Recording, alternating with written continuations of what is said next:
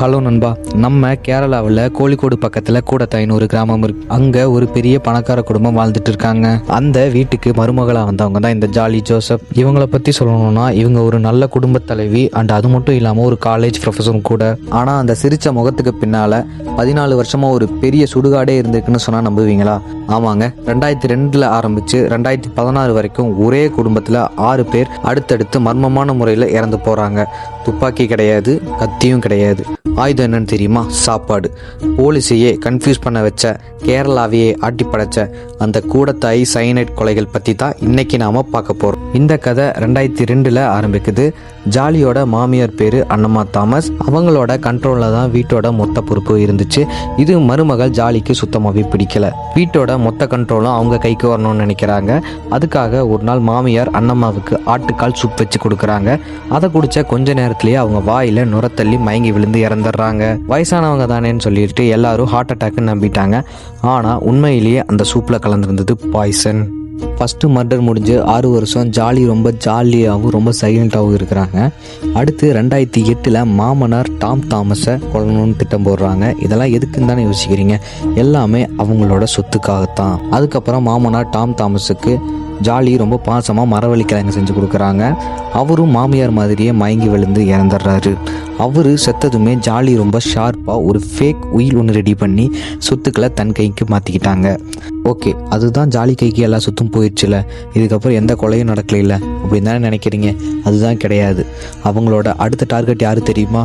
சொந்த husband Rai Thomas. ராய்க்கு சரியான வேலை கிடையாது, குடிப்பழக்கம் வேற ரொம்ப அதிகம். இது ஜாலிக்கு ரொம்ப தொந்தரவாகவே இருந்துச்சு. 2011 ராய் பாத்ரூமில் பிடமாக கிடக்கிறாரு. போஸ்ட்மார்ட்டம் பண்ணி பார்த்தப்போ உள்ள சைனைடு இருந்தது தெரிஞ்சுது. ஆனால் ஜாலி என் ஹஸ்பண்ட் கடன் தொல்லையால் சூசைட் பண்ணிக்கிட்டாரு, வெளியே சொன்னால் ஃபேமிலி மானம் போயிட்டுன்னு சொல்லிட்டு அந்த கேஸை அப்படியே மூடி மறைக்கிறாங்க. நெக்ஸ்ட்டு ஜாலி 4ஆவதாக ஒருத்தரை கொலை பண்ண முடிவு பண்ணுறாங்க.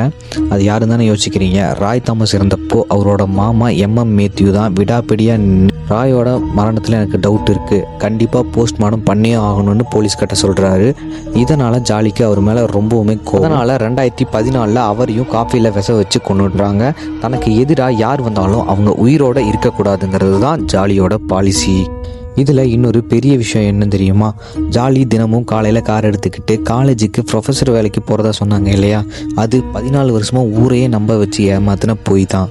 ஆனால் உண்மையிலேயே அவங்க காலேஜ் பக்கம் கூட போனது கிடையாது. பியூட்டி பார்லர் போகிறதும் ஊர் சுற்றுறதுமா தான் இருந்திருக்காங்க. சரி, ஓகே, விஷயத்துக்கு வருவோம். அதுதான் ஜாலி அவங்களுக்கு எதிரியாக இருக்க எல்லாத்தையுமே கொண்டுட்டாங்க இல்லையா? இதுக்கப்புறம் எந்த கொலையும் நடக்கலை அப்படின்னு தானே நினைக்கிறீங்க? ஆனால் அதுதான் கிடையாது. இப்போது ஜாலிக்கு அவங்க சொந்தக்கார ஷாஷு மேலே ஆசை வந்துருச்சு. ஷாஷு ஒரு கவர்மெண்ட் ஆஃபீஸர், ஆனால் அவருக்கு ஏற்கனவே கல்யாணம் ஆகி ஒரு குழந்தையும் இருக்குது.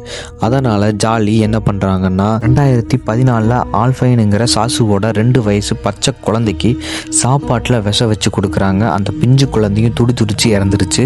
அடுத்து 2016 சாசுவோட மனைவி சிலி ஒரு டென்டல் ஹாஸ்பிட்டலுக்கு போனப்போ அங்கே வச்சு ஜாலி கொடுத்த தண்ணியை குடிச்சு அவங்களும் ஜாலி மடியிலேயே மயங்கி விழுந்து இறந்துடுறாங்க.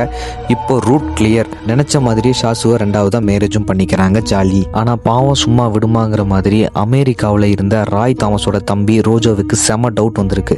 எப்படிடா நம்ம வீட்டில் எல்லாரும் ஒரே மாதிரி சாகுறாங்க, அது மட்டும் இல்லாமல் சொத்து எப்படி ஜாலிக்கு மாறிச்சுன்னு யோசிச்சு போலீஸில் கம்ப்ளைண்ட்டும் கொடுக்குறான். 2019 அக்டோபர் மாதம் கேரளா போலீஸ் அந்த 6 கல்லறைகளையும் தோண்டினாங்க.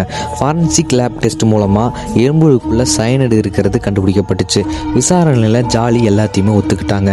ஆட்டுக்கால் சூப் தண்ணீர்னு சாப்பாட்டில் கொஞ்சம் கொஞ்சமாக சைனைட் கலந்து ஒரு குடும்பத்தையே காலி பண்ணியிருக்காங்க. சரி, இப்போ ஜாலி என்ன பண்ணுறாங்க, எங்கே இருக்காங்க, அவங்களுக்கு என்ன தண்டனை கிடைச்சி?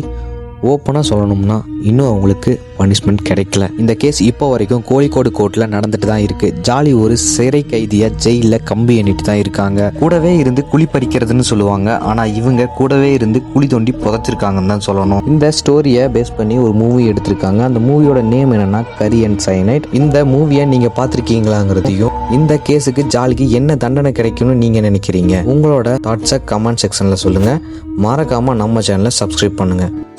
பாய், அடுத்த வீடியோவில் பார்க்கலாம்.